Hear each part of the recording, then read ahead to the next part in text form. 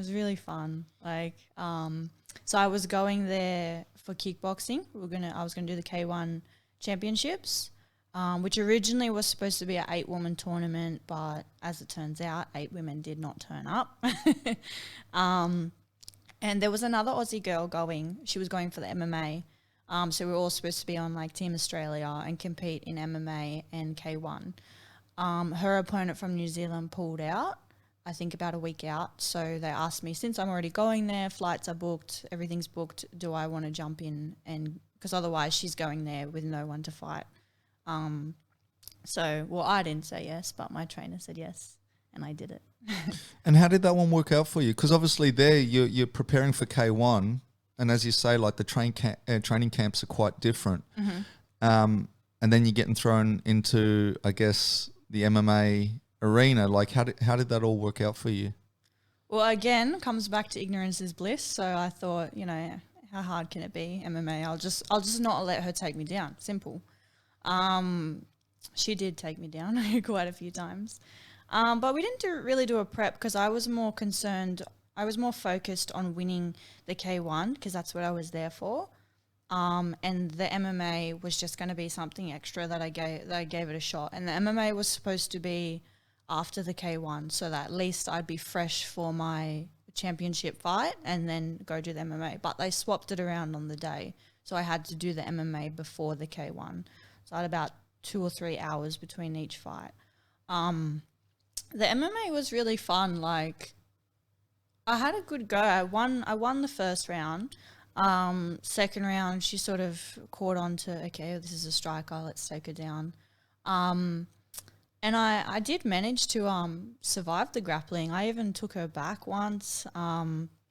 I had her in a few, so I knew what a guillotine was and I had the position, but I had no idea how to finish it. So, it was fun. It went all 3 rounds. I lost a split decision, but I had fun. And even when she was hitting me on the ground, I was fully mounted. Even when I was getting hit in the face, I was like, this doesn't hurt. Like, hit me harder. Like, so it was really fun. I took her back in the second round. So this is where Alex tells the story wrong, but I'll forgive him for that. Okay, I'll just stop you real quick. So Alex was the first guest of this series. He came on and he kind of told a story about Jacinta when I said she was going in for her first MMA fight, and he corrected me and said, no, she's already had an MMA fight, but I was actually talking about pro fight. He was talking about MMA fight in general, and he gave a little story which you're about to now give your version of it because you say he is wrong on it. So, yeah, I took the back. I knew how to do a rear naked choke because we did that before we left for Auckland. We did it a couple of days here, and then we did it in the back room. He's like, just in case you get on her back, this is how you finish a rear naked choke. And I was like, cool.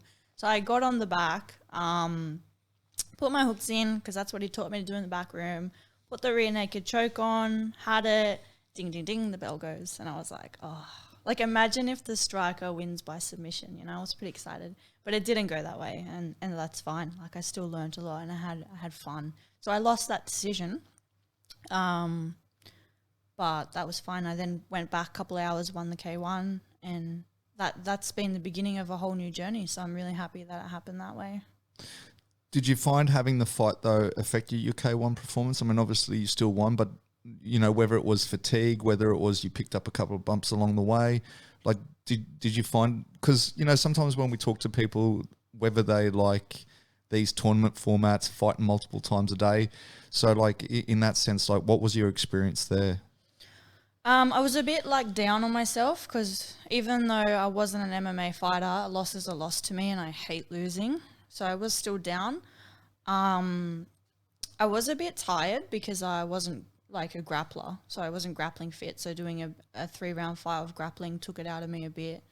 But honestly, I just went and found a dark room in the establishment, sat in that dark room and just psyched myself, just tried to get myself out of you get into a negative headspace once you lose a fight. Well, I do. I think most people do. So I psyched myself up for the next fight and just thought, you did not come all the way to New Zealand to have 2 losses. At least have 1 win. So I psyched myself back up, and for that fight, like she'd been over there watching me earlier. She knew what I had. Because I was a little bit tired, I fought the fight a little bit more on the outside, circling and picking her off until she got tired, and then I was able to take over, which is sort of how I fight anyway. I get better as the fight goes on. So the longer the fight goes for me, the better I am.